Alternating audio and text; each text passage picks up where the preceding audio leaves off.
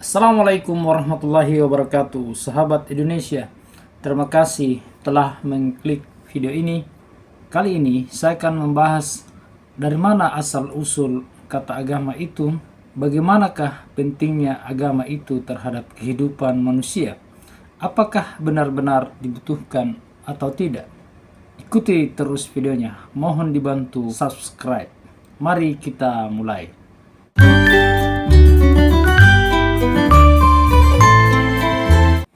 Kata agama berasal dari bahasa Sanskerta.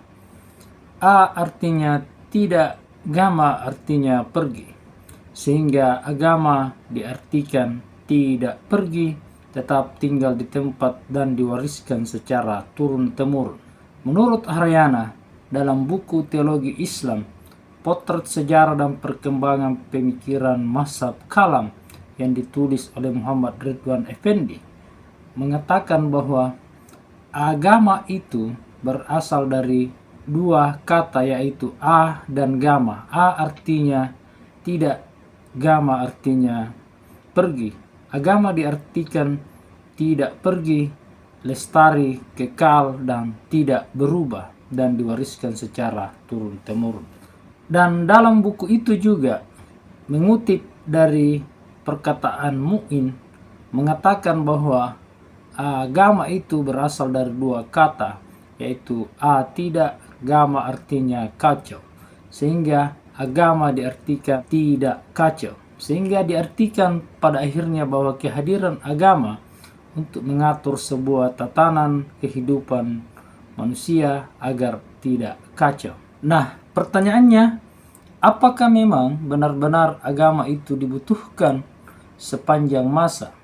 Ataukah agama itu memang dibutuhkan di waktu tertentu saja? Misalnya di zaman di mana agama itu dibuat kalau itu buatan manusia, atau agama itu diturunkan ketika itu melalui wahyu. Apakah agama benar-benar dibutuhkan sepanjang masa?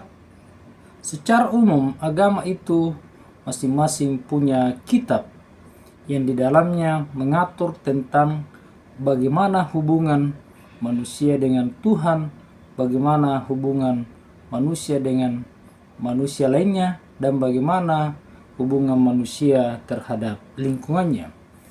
Dan saya pikir jika pertanyaannya apakah hal ini dibutuhkan atau tidak di sepanjang masa, saya kira agama itu jika benar-benar dijalankan sesuai dengan koridornya, sesuai dengan kitabnya, yang ujung-ujungnya adalah mengajak manusia pada kedamaian, maka agama itu tetap harus ada di sepanjang masa.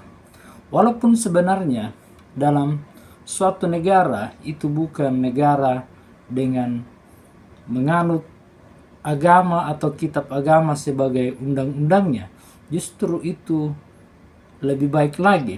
Karena mengapa? Selain punya undang-undang negara atau undang-undang dasar negara yang harus ditaati, juga punya nilai-nilai transenden yang sebenarnya nilai plus bagi negara itu, karena ada dua hal yang menjadi pedoman bagi negara itu untuk menjalankan aktivitas masyarakatnya. Yang penting, undang-undang yang dibuat oleh negara itu sangat tidak bertentangan dengan agama itu sendiri. Yang penting undang-undang yang dibuat oleh negara itu justru tidak mengkebiri agama yang dianut secara mayoritas oleh masyarakatnya. Jika ada dua hal yang dianut oleh sebuah bangsa, saya pikir itu justru lebih baik.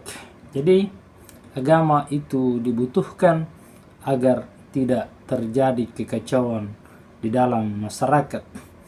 Agama juga muncul di daerah di mana perlu diatur oleh seperangkat aturan, seperti misalnya agama Islam yang lahir di Arab, yang pada waktu itu disebut sebagai zaman jahiliyah, yang butuh aturan-aturan untuk menata kehidupan masyarakatnya. Saya kira demikian. Assalamualaikum warahmatullahi wabarakatuh.